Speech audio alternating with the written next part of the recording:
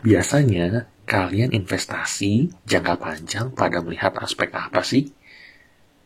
Ada beberapa orang yang melihat laporan keuangan secara menyeluruh, membuat rasio-rasio, dan lain-lain. Ini disebut sebagai analisis fundamental. Ada juga orang yang fleksibel, hanya melihat dari pergerakan grafik. Ini disebut dengan analisis teknikal. Meskipun kedua analisis tersebut adalah yang paling umum di dunia saham saat melakukan investasi, tapi apa kedua analisis tersebut tepat? Jawabannya tidak. Analisis yang paling tepat adalah analisis yang akan saya ajarkan pada video berikut ini. Analisis ini disebut analisis investasi dari hulu ke hilir. Lo Keng Hong, master investasi di Indonesia, juga menggunakan trik ini loh dalam memilih saham yang akan diinvestasi. Yang pertama adalah melihat prospek dari bidang usahanya atau yang biasa kita sebut sebagai sektor saham tersebut. Contoh kasus terdekat adalah pada saat penurunan rupiah di Indonesia. Ada beberapa dampak yang terjadi nih. Yang pertama adalah dampak pada komoditas yang diimpor oleh Indonesia, misalnya minyak bumi. Yang kedua, dampak yang terjadi pada kredit, perusahaan kredit, jika terjadinya penurunan rupiah karena peningkatan suku bunga. Yang ketiga pastinya, karena peningkatan kredit akan terjadi dampak pada perusahaan properti dan leasing, karena daya beli masyarakat akan kredit meningkat. Dan juga daya beli masyarakat jadinya menurun. Oleh karena itu, sebelum melakukan investasi, ada baiknya kita memahami 3 hal berikut. Yang pertama adalah melihat sektor yang disukai oleh masyarakat. Pada tahun 2019 contohnya, berikut adalah sektor-sektor yang disukai oleh masyarakat. Yang kedua, melihat sektor yang memiliki stabilitas di jangka panjang. Ketiga, melihat sektor yang aman terhadap krisis global.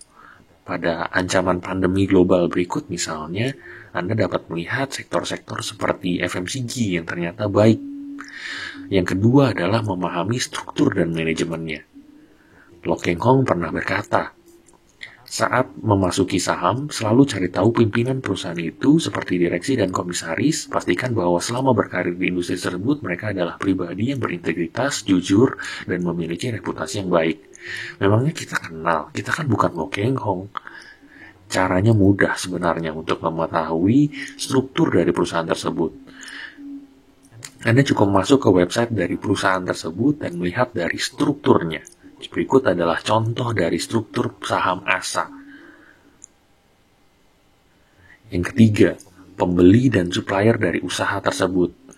Suatu usaha pasti memiliki kegiatan dari hulu ke hilir. Contohnya adalah pada gambar berikut untuk hulu ke hilir dari saham migas misalnya, emiten migas. Contoh paling familiar misalnya kita bisa masuk pada case masuknya Tesla ke Indonesia. Hal ini secara langsung akan berdampak pada emiten-emiten berikut. Supplier pertama, karena Tesla merupakan perusahaan listrik yang membutuhkan baterai, nikel, maka perusahaan tambang nikel akan meningkat di Indonesia. Buyer dari mobilnya, yaitu distribusi mobil di Indonesia juga pasti akan berpengaruh. Lalu ada supporting lain seperti perusahaan suplai tenaga listrik karena akan meningkatnya daya kebutuhan masyarakat akan listrik akan adanya mobil bertenaga listrik tersebut.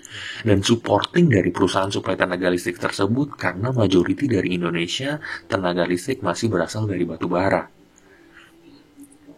Pelajari juga kompetitor dari usahanya. Kompetitor adalah lawan dari usaha tersebut yang kita akan investasikan. Contohnya terdekatnya adalah pada kasus investasi pada saham-saham FMCG. Misalnya, kita dapat melihat growth produk dari perusahaan FMCG tersebut dan juga kompetitor dari brand-brand yang lain.